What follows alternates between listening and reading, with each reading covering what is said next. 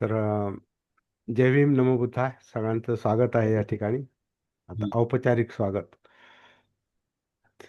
तसं आपण स्वागत करायच्या आधी किंवा चर्चा सुरू करायच्या आधी, अभ्यास सुरू करायच्या आधीच आपण बऱ्याच गोष्टी आपोआपच ते बोलायला सुरुवात करतो नॅचरली, कारण त्याचा संदर्भ पाठीमागे असतो.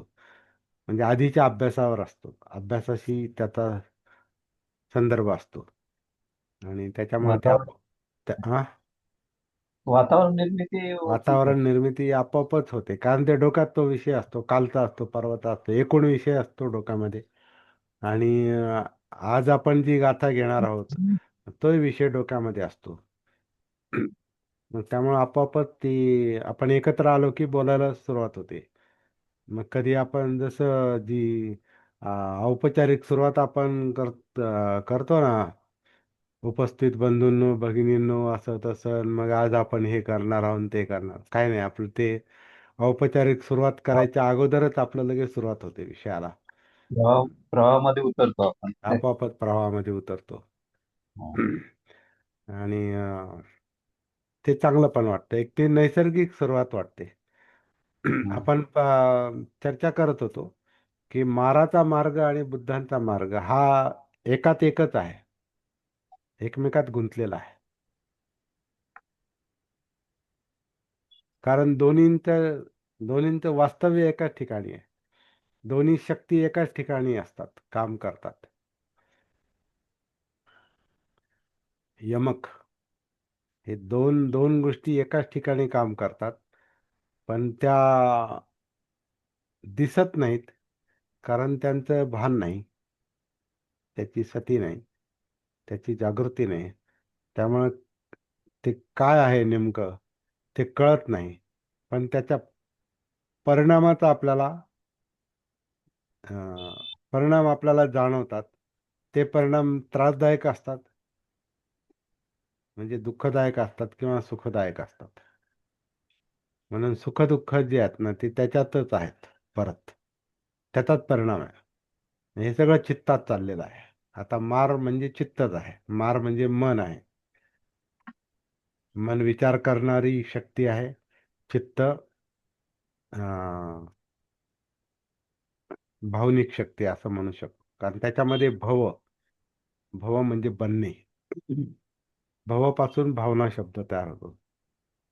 भावना म्हणजे बनणे. बनणे म्हणजे अं, वाटणे, पण आपल्याला वाटतं ना, फील होतं. असं असं झाल्यासारखं वाटतं, असं असं वाटतं. हे होमिओपॅथीच्या उपचारामध्ये त्यांचा जो त्यांचं जे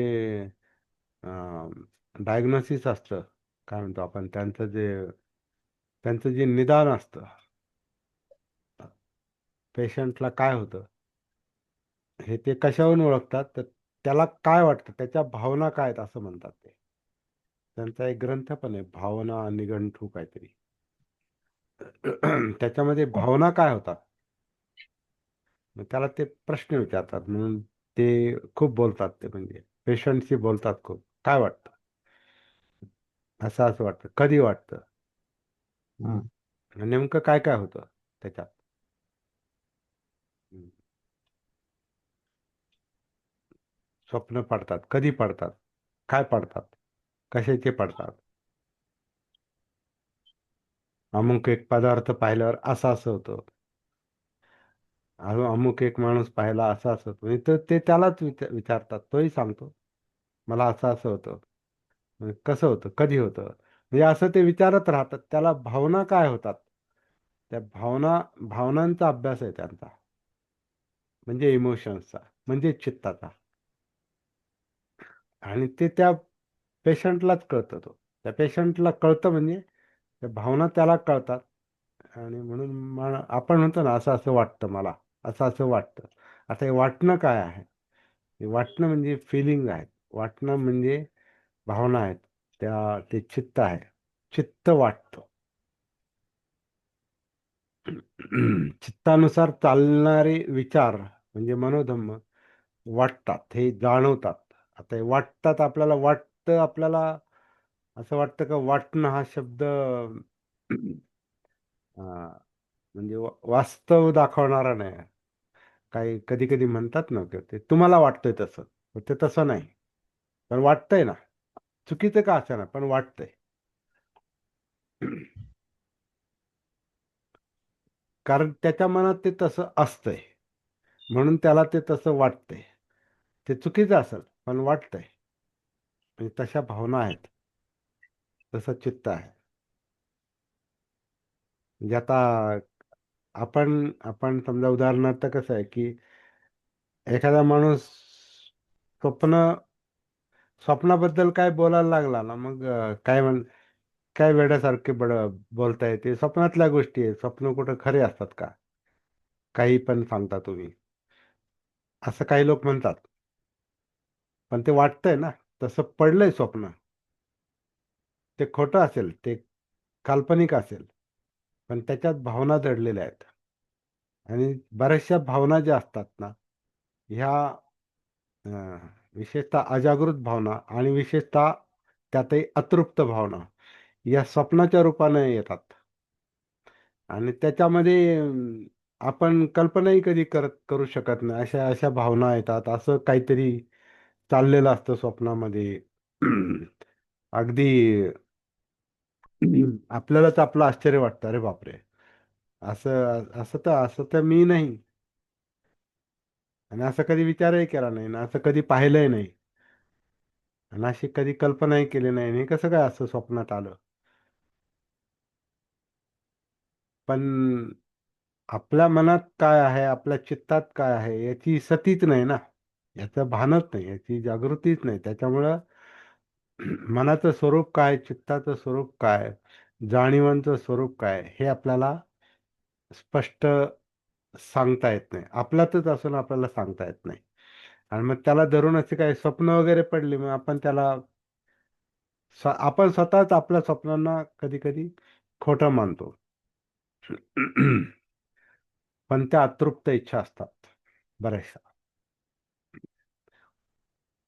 ज्या आपण प्रत्यक्षात पूर्ण करू शकत नाहीत, त्या तुमच्या स्वप्नांच्या रूपानं पूर्ण होण्याचा मन चित्त प्रयत्न करतं. म्हणून ते स्वप्न पाडतात. आणि ते काही करून, कोणत्याही पद्धतीने, कोणत्याही मार्गानं ते होऊ शकतं. म्हणजे एखाद्या आपल्या मनात जर चीड असेल, राग असेल एखाद्या व्यक्तीबद्दल, पण त्या व्यक्तीला आपण प्रत्यक्षात काहीच करू शकत नाही, कारण तेवढे आपण समर्थ नाहीत, तेवढी आपली ताकद नाही. आपण त्याच्यापेक्षा थोडे दुर्बल आहोत, थोडे म्हणजे चांगले दुर्बल आहोत. आणि आपण काहीच करू शकत नाही, पण करायची फार इच्छा आहे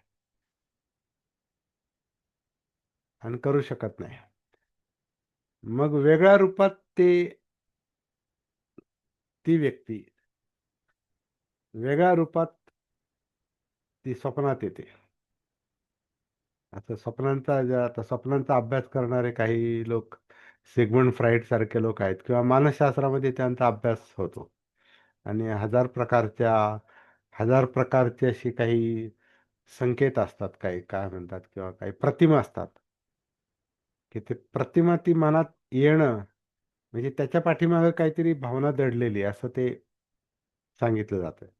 तर एखाद्या माणसाला, ज्याच्याबद्दल आपल्याला तीव्र राग आहे, द्वेष आहे, आणि त्याला काहीतरी आपल्याला करावंसं वाटतं, त्याला बोलावंसं वाटतं, त्याला मारावंसं वाटतं, त्याला अगदी त्याचा खून करावासा वाटतो. इतका त्याचा आपल्याला राग येतो, कारण त्याच्यापासून आपल्याला फार मोठं भय असतं, भीती असते, आणि आपण काहीच करू शकत नाही. मग अशा अशा अशा ज्या भावना असतात, ह्या भावना आहेत, त्या व्यक्तीशी त्याचा संबंध नाही. त्या आपल्या मनातल्या भावनांशी संबंध आहे. ती चीड, तो द्वेष, ती हिंस्र भावना, ती व्यक्त करता येत नाही अशी बाहेर. मग ती व्यक्ती कशाच्याही रूपानं ती मनात येऊ शकते. कशाच्याही रूपानं, माणसाच्या रूपानं ती येईल असं नाही. म्हणजे आता मानसशास्त्राचा अभ्यास पण ते स्वप्नांचा अभ्यास पण ते तशा प्रकारे करतात, सांगतात. त्याच्या पाठीमागे अशी समजा एखादा मोठा असा काहीतरी प्राणी दिसतोय, अकराळ विक्राळ, आणि तो आपल्या अंगावर येतोय स्वप्नात, हा. आणि आपण स्वप्नात आपल्याला ती काहीतरी ताकद सापडते, किंवा काहीतरी असं सापडतं आपल्याला आपल्या आजूबाजूला, किंवा काहीतरी हत्यार आपल्याला सापडतं, की आपण ते त्याला प्रत्यक्षात काही करू शकत नाही, असं जर प्राणी समोर आला तर. पण स्वप्नात आपण त्याला मारू शकतो, मारून टाकू शकतो. तर मग ह्याचा प्रत्यक्षात अर्थ असा निघतो का, समजा ज्या व्यक्तीचा आपल्याला राग आहे त्याला आपण काही करू शकत नाही प्रत्यक्षात, पण तो स्वप्नामध्ये आपल्याला त्या प्राण्याच्या रूपात किंवा एखाद्या सर्पाच्या रूपात, कशाच्या रूपात, किंवा काहीतरी आपल्यावर काहीतरी पडतंय वरून आणि आपण सावरतोय, किंवा जे काय पडतंय त्याला आपण असं नष्ट करतो, किंवा दुसरीकडे उडून जातो, काही काही पण म्हणजे संरक्षण करतो आपण स्वतःचं, काय त्याचा अर्थ काय, संरक्षण करतो आपण आणि वाचवतो स्वतःला. तर भावना, चित्त, स्वप्नांमध्ये काही येणाऱ्या गोष्टी, तर तो एक त्याच्यातून आपण आपल्या मनाचा थोडासा अभ्यास पण करू शकतो. प्रत्यक्ष त्या प्रतिमा महत्वाच्या नसतात, त्याच्या पाठीमागच्या भावना महत्वाच्या असतात. म्हणून म्हणतात ना, भावना समजून घ्या. एखाद्याच्या भावना समजून घ्या, त्याच्या कृतीवर जाऊ नका. तो काय म्हणतोय आणि तो काय वागतोय त्यापेक्षा त्याच्या पाठीमागे भावना काय. मग होमिओपॅथी सारखे जे काही उपचार असतात, किंवा प्रत्यक्ष अभ्यास करणारे लोक पण हे असं काहीतरी पाहत असतात. हे सगळं सांगण्याचा मुद्दा मग तिचा अर्थ असा आहे, म्हणजे असं आहे म्हणायचं, जेव्हा आपण आपला स्वतःमध्ये उतरतो आपण, म्हणजे आता हे उतरणं म्हणजे काया वेदना चित्त मनोधम, म्हणजे अस्तित्वामध्ये, जीवनामध्ये आपण अंतरंगामध्ये जेव्हा उतरतो तेव्हा आपल्याला जे जे काही दिसतं, जाणवतं, ते जितकं स्पष्ट जाणवेल, चांगलं असो वाईट असो, त्रासदायक असो आनंद देणारा असो, जितकं स्पष्ट आपल्याला जाणवतं तितका आपला अभ्यास पण होतो स्वतःबद्दल. आपण स्वतःला जाणू लागतो, स्वतःचा बोध होतो, बोधी होतो, बोधी आपल्याला मिळते, म्हणजे बोध होतो. म्हणून ते बुद्ध धम्म पाहतात असं म्हणतात ना, बुद्धाला धम्म दिसतात म्हणजे जागृतीला धम्म दिसतात.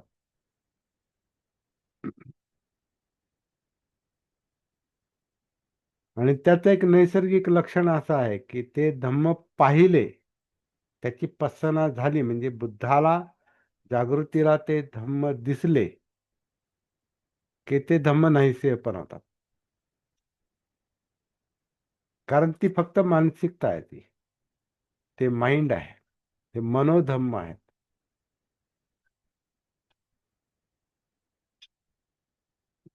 एक मानसिक क्रिया आहे.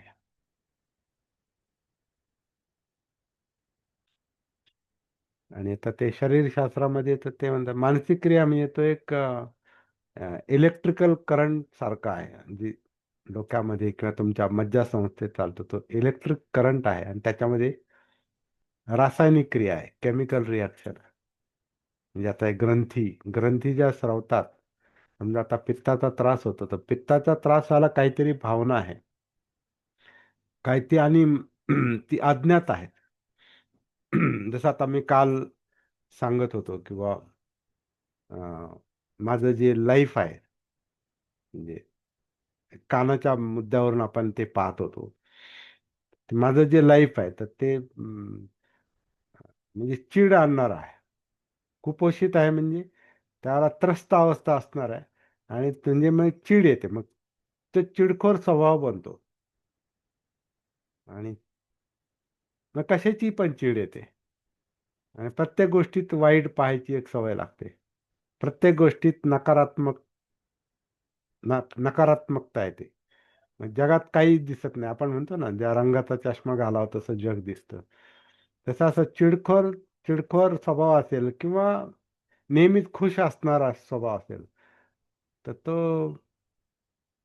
तर सगळं चांगलंच दिसतं त्याला. आणि ज्याला वाईट स्वभाव आहे, जो चिडखोर स्वभाव असतो, जो द्वेष किंवा लोभ दोनच हे आहेत ते. काहीतरी पाहिजे आणि काहीतरी नको. पाहिजे नको.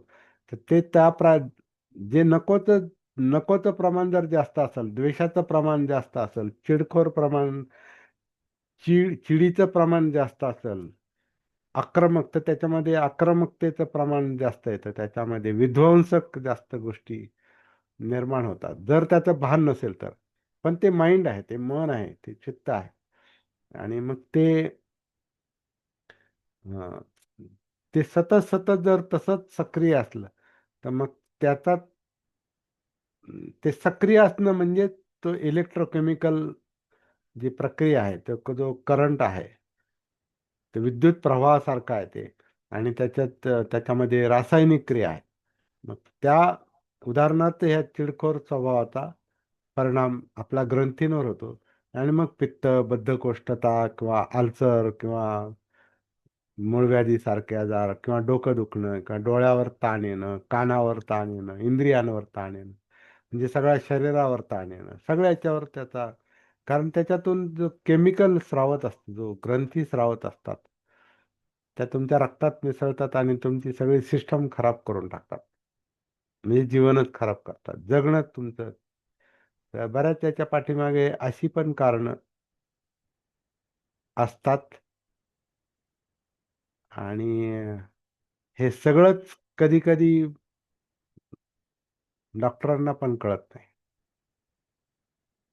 मग ते काय करतात? दमन, अँटीडोट, अँटी,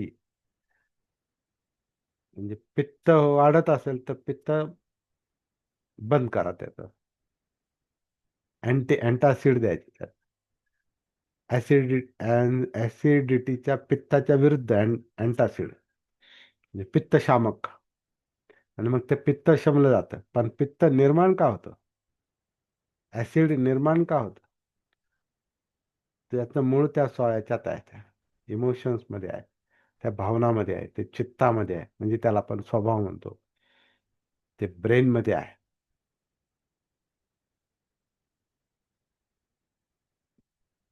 ते धम्म आहेत. ते मनोधम्म आहे, ते चित्तधम्म आहे, ते कायाधम्म आहे, ते वेदना धम्म आहे, ते धम्म आहे. धम्म म्हणजे सत्य, जे घडतंय ते चांगलं वाईट सगळं. त्याच्यात धम्म अधम्म दोन्ही पण आलं, आणि सद्धम्म पण आलं. पण हे दिसतं कोणाला? जागृतीला. म्हणून ते उतरावं लागतं. आणि धम्माचं ते लक्षण असं आहे की ते धम्म जागृत जागृतीमध्ये, त्या धम्मामधलं जे काही निगेटिव्ह आहे, ते आपोआपच निष्क्रिय होतं नॅचरली. त्याचं ते गुण, कारण ते स्वतः चित्ताला, मनालाच ते नको असतंय. कारण त्याला यातना होतात. आणि स्वतः चित्त मनच, ते म्हणतात ते तडफडतं ते मुक्त होण्यासाठी. दुःखातून मुक्त होण्यासाठी चित्त मनच धडपडत असतं. पण ते त्याला जमत नाही. म्हणून ते स्वप्नाच्या रूपानं ते काहीतरी करायचा प्रयत्न करतं. पण त्यानं तो प्रश्न सुटत नाही. ते वाढत राहतंय त्यात. पण सती जागृतीचा मुद्दा असा दिसतोय का ते पाहिलं तर जसं एखादी गोष्ट, समजा एखादी अं, तुमच्या अंगावर समजा वाहन येतंय आणि तुम्हाला ते दिसतंय, तर तुम्ही लगेच बाजूला सरकता आणि वाचवताय स्वतःला.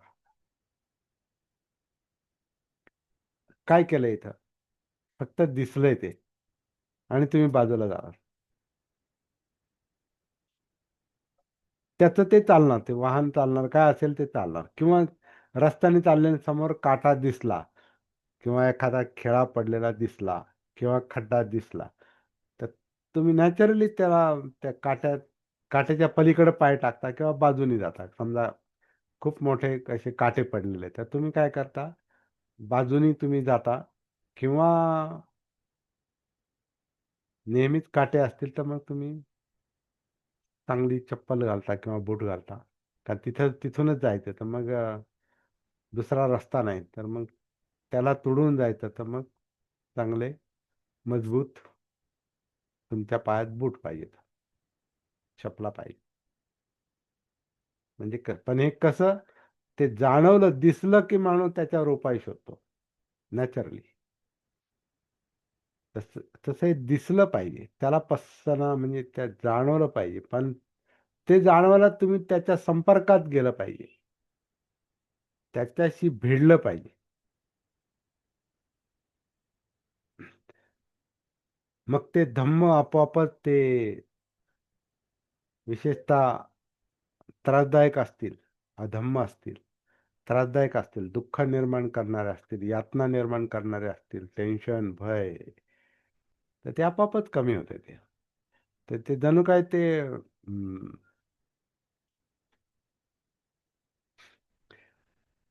आगीवर पाणी पडल्यावर अग्नी शांत होतो, विझून जातो. आणि आता निब्बाण म्हणजे विझणं पण म्हटलं त्याला. निब्बाण म्हणजे विझणं आहे, निर्वाण, मालवणं आहे.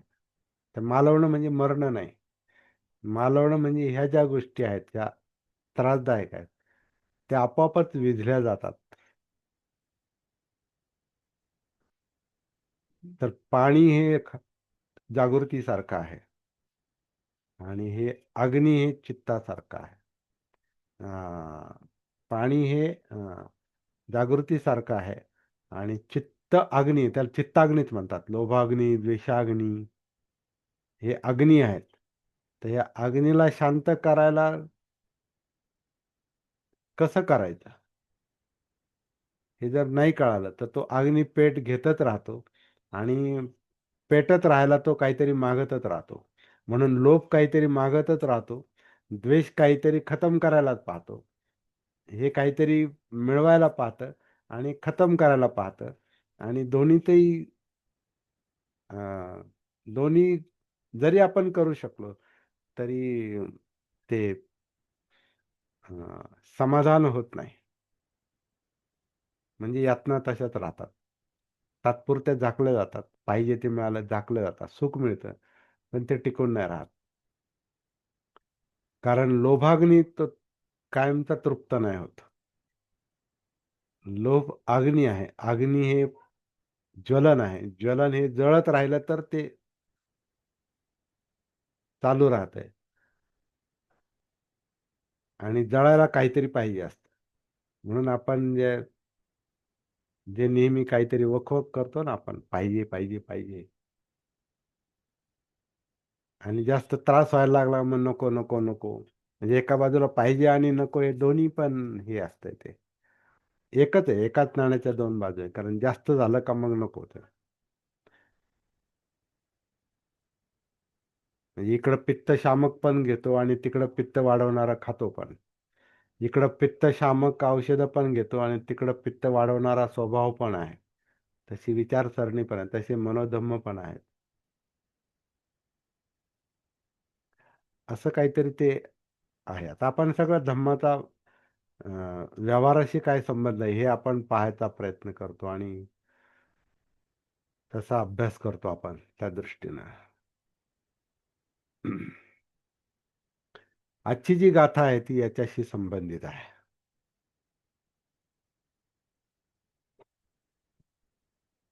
आणि हा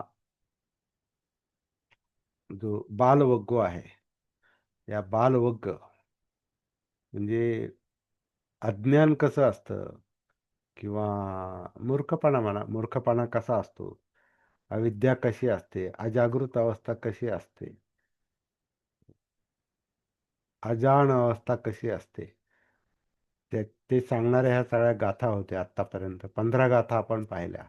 आज 16वी गाथा आहे आणि शेवटची गाथा आहे बालवग्गातली. त्या बालवग्गानं आपल्याला बरंच काही शिकवलं, बऱ्याच गोष्टी आपल्याला दाखवल्या, स्वतःमधल्या पण दाखवल्या. अजून बऱ्याच बघायच्यात. हे दाखवणं आणि स्वतः पाहणं ह्याच्यात फरक आहे. हे स्वतःच शोधलं पाहिजे. म्हणजे आपल्यात जर बाल दडलेला असेल तर तो आपल्याला सती जागृतीनं शोधता आला पाहिजे किंवा दिसतोच तो, जाणवतो. आणि त्या बालपणातून बाहेर पडलं पाहिजे. कारण बाल ही नासमज अवस्था आहे. असमंजसपणाची अवस्था आहे. कारण बाल म्हणजे अजागृत अवस्था आहे, सती नसलेली अवस्था आहे. तर धम्मपदातली ही 75वी गाथा आहे. बोलता बोलता आपण 75 गाथेपर्यंत आलो. 75व्या गाथेपर्यंत. बालवग्गातली 16वी गाथा आहे. आणि दुसरं एक महत्वाची गोष्ट म्हणजे ही 16वी गाथा ही पहिल्या 14-15व्या गाथेशी कनेक्टेडच आहे. कारण 15, 16, 14-15व्या 14वी 15वी गाथा जी आहे ही काय काय सांगितलेलं आहे की जो बाल आहे, जो मूर्ख माणूस आहे, तो जे योग्य नाही त्याची कामना करतो, इच्छा करतो. आणि ते भिक्षूला जास्त उद्देशून बोललेलं दिसतंय. कारण भिक्षूचं नाव आहे त्याचं, म्हणजे भिक्षूचा उल्लेख आहे म्हणून. तर भिक्षूमध्ये तो भिक्षू पुढारी व्हायला पाहतो, अग्र व्हायला पाहतो. मठाचा म्हणजे विहाराचा स्वामी व्हायला पाहतो, मालक व्हायला पाहतो. दुसऱ्यांकडून मला आदर सत्कार मिळाला पाहिजे अशी इच्छा बाळगतो. गृहस्थ म्हणजे उपासक आणि प्रव्रजित म्हणजे भिक्षू, म्हणजे भिक्षू आणि उपासक हे दोघांनी माझंच ऐकलं पाहिजे.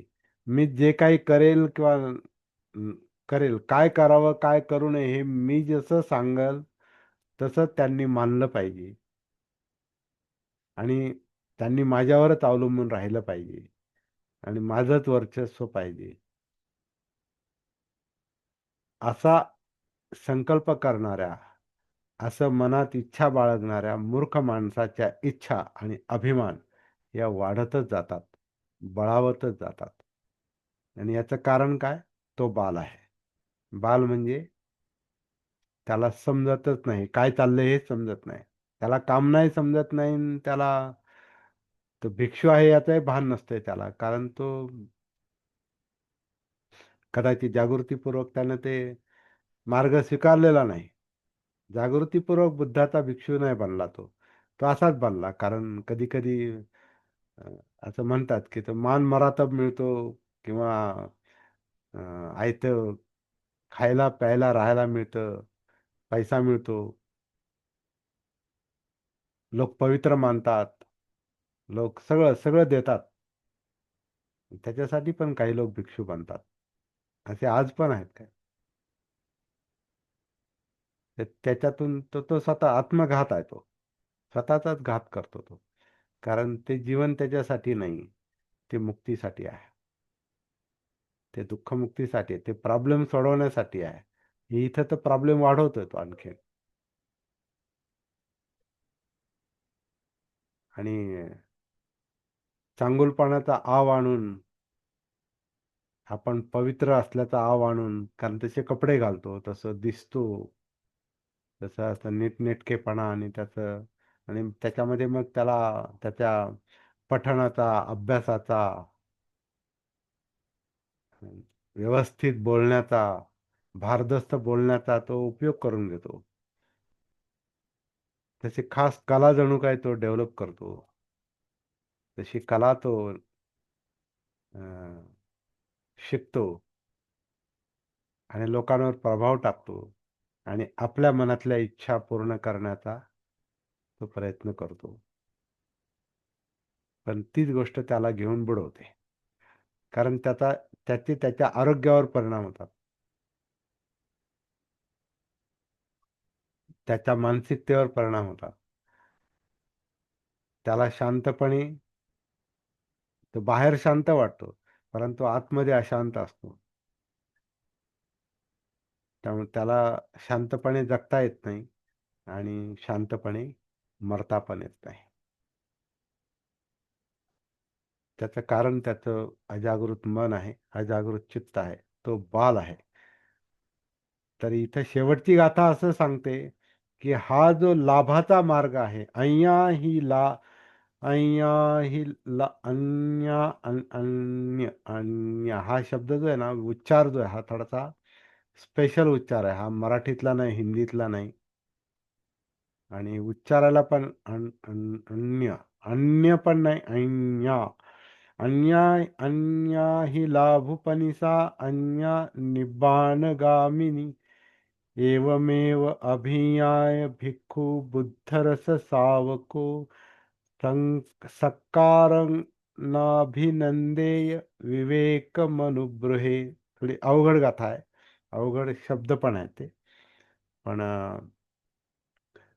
इंटरेस्टिंग आहे. त्याचा अर्थ असा आहे की लाभाचा मार्ग वेगळा आहे. म्हणजे मिळवणं, लोभ, लाभ. लोभ हा लाभासाठी धडपड करतो आणि द्वेष पण लाभासाठी धडपड करतो. कारण द्वेष म्हणजे त्याला दुसरं काहीतरी पाहिजे असतं आणि जो त्याला मिळू देत नाही त्याचा द्वेष असतो. तर हे लोभ द्वेष म्हणजे लाभासाठीच असतात ते. लाभासाठीच हे दोन अग्नी जळत असतात. त्या लाभाचा मार्ग वेगळा आहे, अन्य आहे. लाभाचा मार्ग वेगळा आहे आणि निर्वाणाकडे म्हणजे विमुक्तीकडे नेणारा मार्ग वेगळा आहे. अशा प्रकारे म्हणजे हे हे चांगल्या प्रकारे जाणून जो बुद्धांचा हे चांगल्या प्रकारे जो बुद्धांचा शिष्य जाणतो, सावक, बुद्धस्य सावको. याच्यामध्ये बुद्धरस शब्द आलेला आहे, बुद्धरस नाही, तो बुद्धस्स आहे. ते चुकीचं आहे, ते चुकीचा शब्द आहे, प्रिंटिंग मिस्टेक आहे. बुद्धस्स सावक, बुद्धांचा श्रावक जो आहे, शिष्य जो आहे. श्रावक म्हणजे बुद्धांचा ऐकणारा, श्रवण करणारा. बुद्धांचा श्रावक शिष्य हे सगळं जाणून, काय जाणून? लाभाचा मार्ग वेगळा, निर्वाणाचा वेगळा. दुःखाचा मार्ग वेगळा, दुःखमुक्तीचा वेगळा. लाभाचा वेगळा, निर्वाणाचा वेगळा. हे जाणणारा बुद्धांचा श्रावक, तो आदराची इच्छा, आदर आदर सत्कार आणि हे जे सांगितलंय ना 14-15 गाथेमध्ये, त्याला काय काय पाहिजे असतं, ते असल्या आदर सत्काराच्या याच्यामध्ये तो पडत नाही, तो त्याला भाळत नाही. नाभिनंदेय, त्याचं अभिनंदन करत नाही तो. तर तो विवेकानं राहतो. आता विवेक हा म्हणजे विवेकामध्ये एक समंजसपणा आहे, विवेकामध्ये प्रज्ञा आहे. विवेक म्हणजे धम्मविचय, धम्म जाणतो तो. धम्म जाणतो, काय चाललंय ते जाणतो, मनामध्ये, चित्तामध्ये. विवेक, धम्मविचय, जो सतीनंतर येतो, जागृतीनंतर येतो, सप्तबोध्यांगामध्ये. आणि तो एकटं काम करतो ते सगळं. हे एकांतवास, त्याला एकांतवास म्हटलेला आहे. एकांतवास म्हणजे एकट्यानं काम करणे, आतल्या आत स्वतःमध्ये. तो भले व्यवहारात असेल, तो समाजात असेल, तो घरात असेल, तो समाजात असेल, तो कामात असेल, पण आतमध्ये एकटा तो काम करत असतो.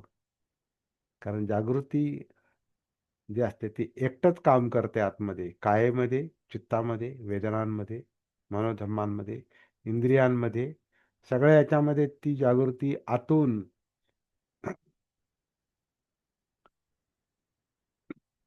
कारण ती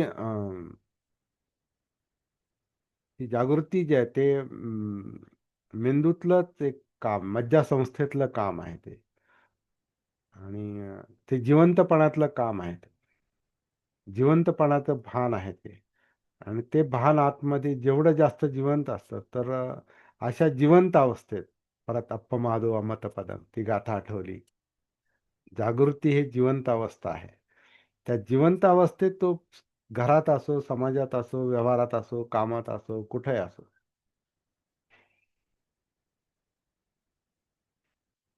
आतमध्ये तो एकटा असतो.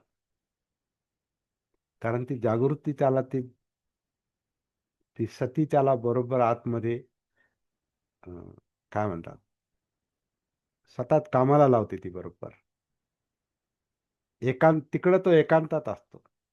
बाहेर जरी व्यवहारात दिसला तरी तो आतमध्ये एकांतात असतो. त्याचं एकट्याचं काम चाललेलं असतं. आणि ते बुद्ध, बाबासाहेब या लोकांची लक्षणं हीच असतात. ते आतमध्ये एकटे असतात ते. त्यांचं एकट्याचं काम चाललेलं असतं, एकट्याचं चिंतन चाललेलं असतं, एकट्याचा अभ्यास चाललेला असतो, एकट्याची साधना चाललेली असते, एकट्याचे प्रयत्न चाललेले असतात. आणि त्या एकट्याच्या त्या एकांतवासातून त्याच्यातून जे बाहेर येतं ते बाहेर बोलत असतात, व्यक्त करत असतात, काम करत असतात. त्या एकटेपणातून ते बाहेर चळवळ उभी करतात, कार्य उभे करतात, संस्था उभ्या करतात. आतमध्ये ते एकांतवासात असतात. ती जागृती आहे. जागृती ही एकांतवासच आहे. सती हा एकांतवासच आहे. एकांतवास म्हणजे सगळं सोडून कुठेतरी काय म्हणजे बिळात बसल्यासारखं, त्याला एकांतवास नाही म्हणत. तर तुम्ही जाताय बाजूला एकांतवासात, म्हणजे कुठेतरी एखाद्या बंद घरात किंवा बंद खोलीत बसता आणि म्हणता मी एकांतवासात आहे. एकांतवासात चित्त असतंय, मन पाहिजे, चित्त पाहिजे. आणि त्याला एकांतवास मिळण्यासाठी ते जागृत पाहिजे, ते भानावर पाहिजे, ते सतीमध्ये पाहिजे. नाही तर आतमध्ये राहून त्याच्यात जर सगळ्याच खळबळी चाललेल्या असतील, सगळेच लोभ आणि द्वेषाचे विषय जर चाललेले असतील, तर ते कुठे बिळात बसलं काय म्हणून ते म्हटलं ना, पर्वतात जा, नाही तर एखाद्या जंगलात जा. मन हे तुमच्या, ते तो मार तुमच्या मागेच असतोय. तो कुठेही जा, तुम्ही किती एकांतात जा, पण जो भानावर असतो, जो सतीमध्ये असतो, जो आतमध्ये जिवंत असतो, अं, जागृतीच्या प्रकाशात असतो, तो एकांतात असतो. आणि तो आत एकांतात असतो, तो बाहेर लोकांमध्ये मिसळणार, व्यवहारात मिसळणार, समाजात मिसळणार, काम करणार, चळवळ करणार, सगळं करणार. आतमध्ये तो एकटा असतो. तर हे महापुरुषांचं ते लक्षणच आहे. आतमध्ये ते एकटे असतात. आणि एकटं राहायला तुम्ही काहीतरी असं वेगळं ध्यानाला बसायचं आणि काहीतरी, त्याला एकटं नाही म्हणत. एकटं म्हणजे जिथं चित्त शांत होतंय, तिथं ते गोंधळातही शांत असतंय.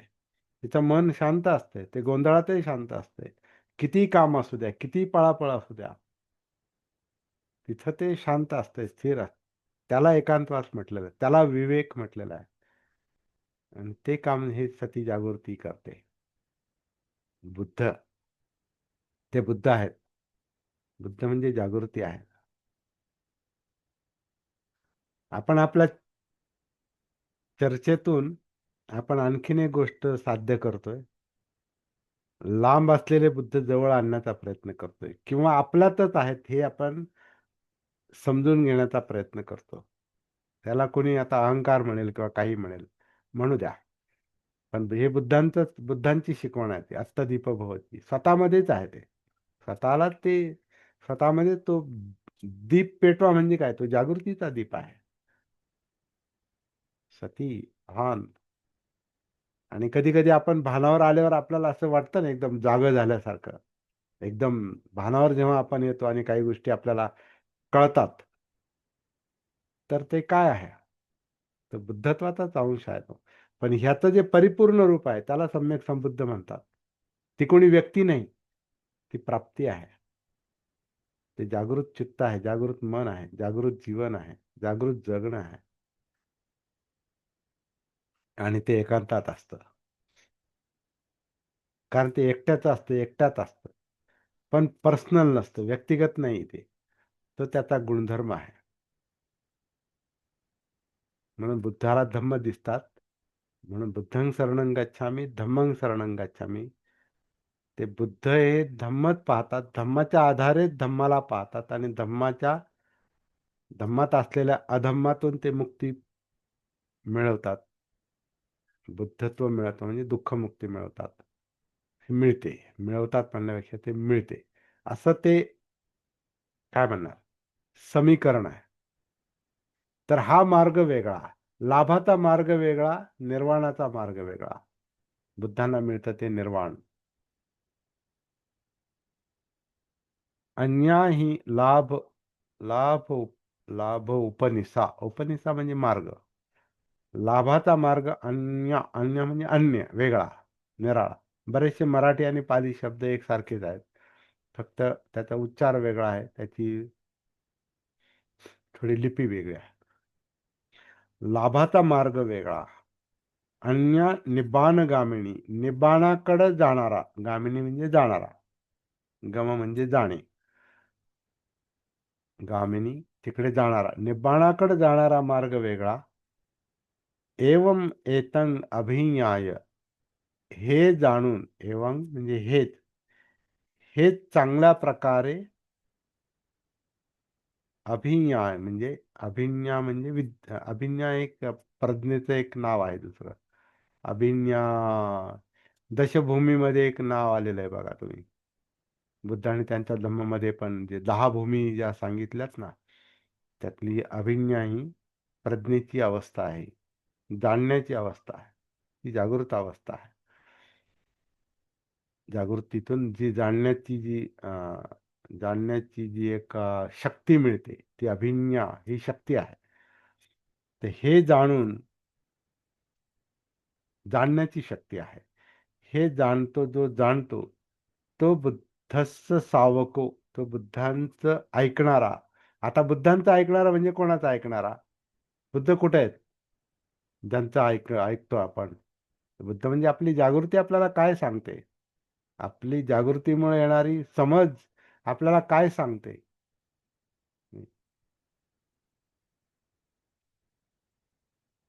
हे जे म्हणतात ना, ते ऐकावे जनाचे करावे मनाचे, ते तसं नाही. ऐकावे मनाचे, करावे मनाचे, असं आहे ते.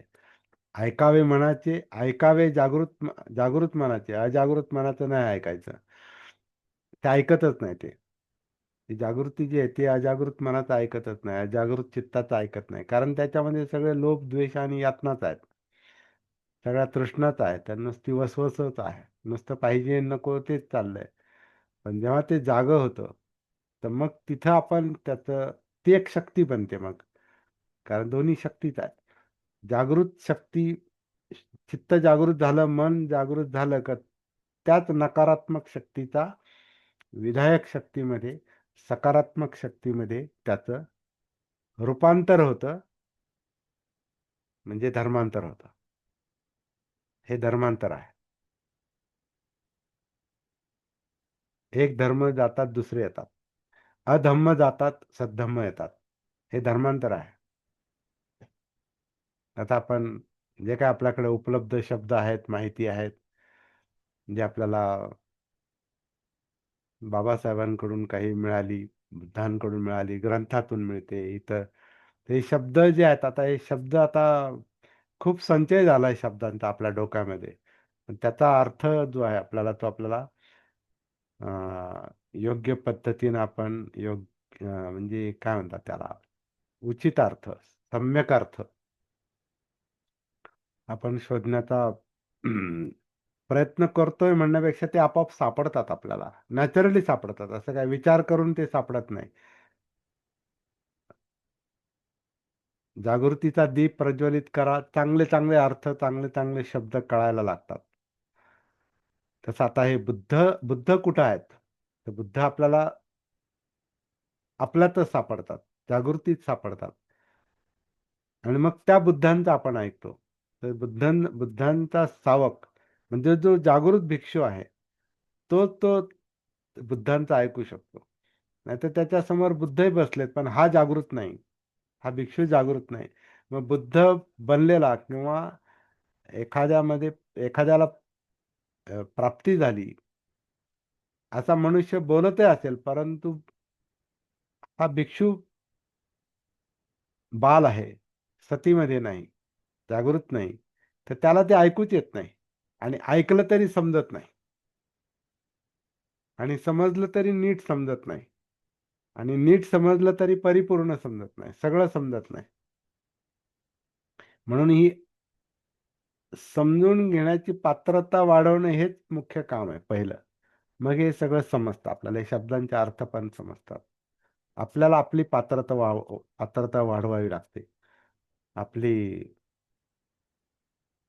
आपली क्वालिटी वाढवावी लागते, आपली ॲबिलिटी वाढवावी लागते, आपली अर्हता वाढवावी लागते, योग्यता वाढवावी लागते. असं दिसतंय कोणात आता हे सगळं. अनेक मुद्दे सुस्त आहेत हे अभ्यास करता करता. तर हे सगळं जाणून लाभाचा मार्ग वेगळा, निब्बाणाचा मार्ग वेगळा, हे जो भिक्षू जाणतो,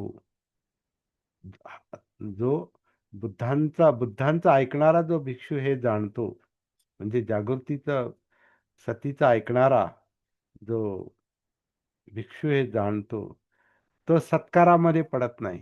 म्हणजे मला कुणी मानावं, मला मोठं म्हणावं, स्तुती करावी. सत्कारं न अभिनंदेय. सत्काराचं अभिनंदन करत नाही. वा वा, माझा सत्कार केला, धन्यवाद, खूप आभारी आहे तुमचा, तुम्ही माझं असं केलं आणि तसं केलं. त्याच्यासाठी तो काम करतच नाही.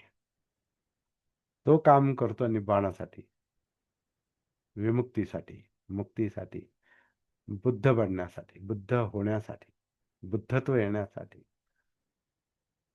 त्याचा बाकी दुसरा कारण, जीवन हे दुःख आहे, लाभ हे दुःख आहे, लोभ हे दुःख आहे, द्वेष हे दुःख आहे, चित्त हे दुःख आहे,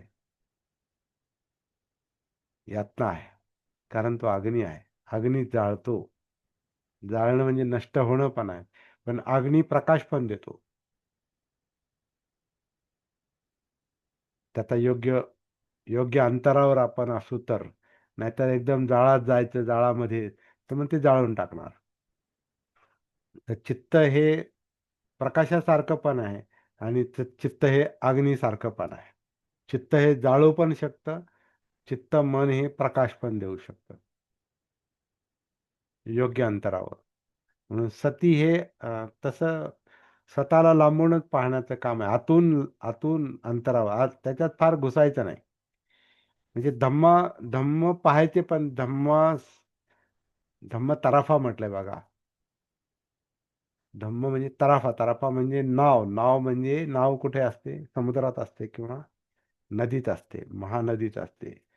आणि या तीरावरून पहिल्या तीरावर जाण्यासाठी ती नाव, ते एक फक्त साधन असतं. ते साधन साधन त्याला म्हणतात जे सोडून द्यावं लागतं नंतर. म्हणून या तीरावरून पहिल्या तीरावर गेल्यानंतर तुम्ही त्या बोटीतून, इकडून बोटीत बसता, तिकडून बोटीतून उतरता आणि ती बोट सोडून देता. तसं धम्म तराफा आहे म्हटलं. तसे मनोधम्म, चित्तधम्म, आतमध्ये हे तराफ्यासारखं त्याचा उपयोग करून घ्यावा लागतो. तिथे सती जागृती करते. त्याला धरून नाही ठेवायचं हे माझं आहे, हे मी आहे. नाही.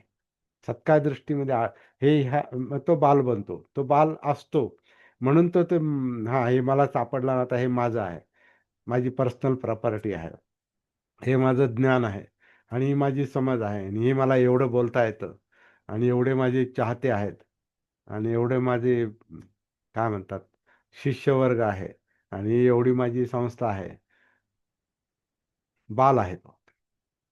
कारण ते मिळणं चांगली गोष्ट, चांगली गोष्ट असेल, पण त्याच्यात तो जर अडकला असेल आणि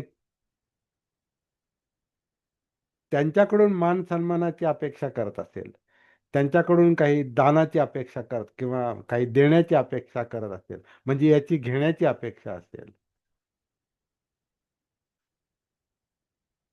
आणि महत्वाकांक्षा असेल, सत्काराची इच्छा असेल, पूजेची इच्छा असेल, मला मानावा अशी इच्छा असेल, तर मग ती त्याच्यासाठी अडचणीची गोष्ट आहे.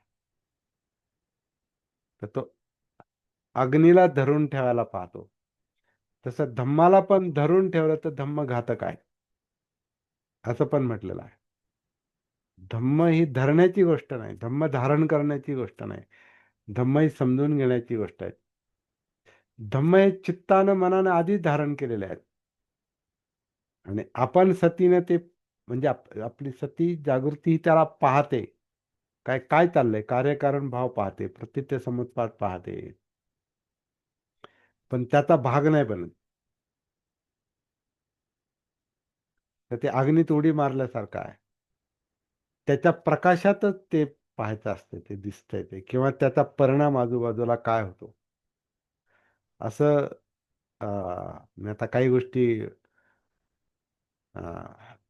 लॉजिक म्हणजे तर्कानं पण बोलतोय, आणि तुम्हाला ते लक्षात येत असेल असं मी आशा करतो. धम्म ही नाव आहे, तराफ्यासारखं आहे ते. ती नाव धरून ठेवायची गोष्ट नाही, तिला सोडूनच द्यावं लागतं. त्याचा वापर करायचा कशासाठी? त्या धम्माचा वापर धम्म समजून घेण्यासाठीच करायचा. सतीतून धम्म विचय असं जे म्हटलं, आता सप्तबोध्यांगाचा पण आपल्याला अभ्यास करायचा. उद्या आपल्याला याचा आपल्याला थोडा सविस्तर अभ्यास करण्याची गरज आहे. आनापान सती सुत्त याच्यामध्ये सप्तबोध्यांग, आणि याच्यामध्ये जो सांगितलेला आहे जो भाग, तर सतीनंतर धम्म समजतात, धम्माचा विचार करावा लागतो, म्हणजे विवेक, ॲनालिसिस, त्याचं पृथक्करण. धम्माचं स्वरूप समजावून घ्यावं लागतं, आणि समजावून घेऊन ते सोडावे लागतात. नाहीतर मग आपण त्याचे शिकार बनतो. आपण धम्माच्या नावेत बसलो, आणि ते जर अधम्म असतील तर ते अधम्मच बुडवतात. परत धम्मच आहे ते. पण त्यात अधम्माचं रूपांतर सद्धम्मामध्ये व्हावं लागतं, आणि ते दोन्ही सोडून मुक्त व्हावं लागतं. म्हणजे पहिलं तीर, दुःखमुक्ती निब्बाणाचा जो किनारा आहे, तिकडे गेल्यानंतर त्या नावेतून उतरून तुम्ही मुक्तपणे राहावं लागतं. असं ते काही त्याचा अर्थ निघतोय.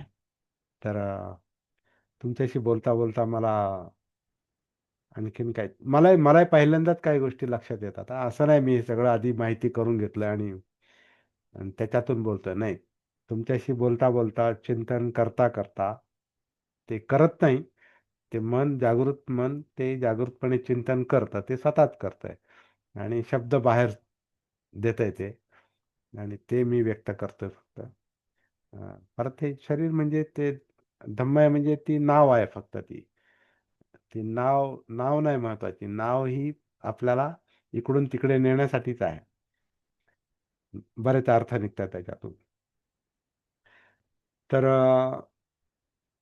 असा एकांतवास वाढवावा असं म्हटलेलं आहे. याचा शेवट जो आहे, विवेकम अनुब्रूहे, म्हणजे असा एकांतवास, असं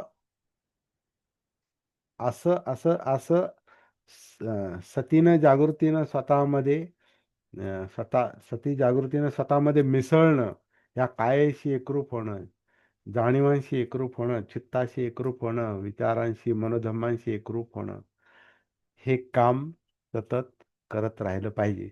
असं जणू काही ते भिक्षूला सांगितलेलं आहे, म्हणजे आपल्यालाही सांगितलं.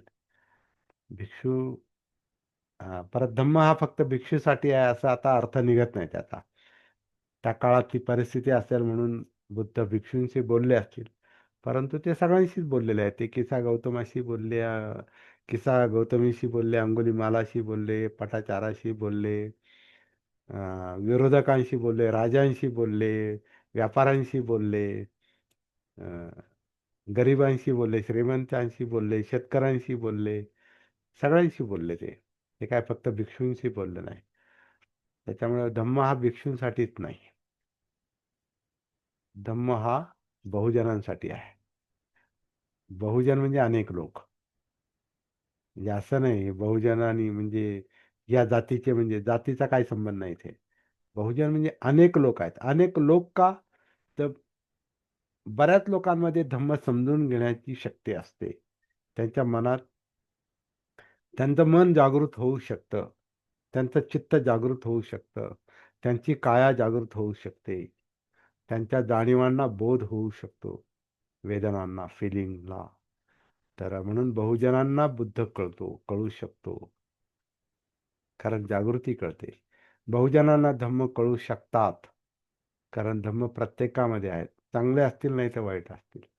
तर त्याच्याच आधारे पहिले पलीकडे जावं लागतं.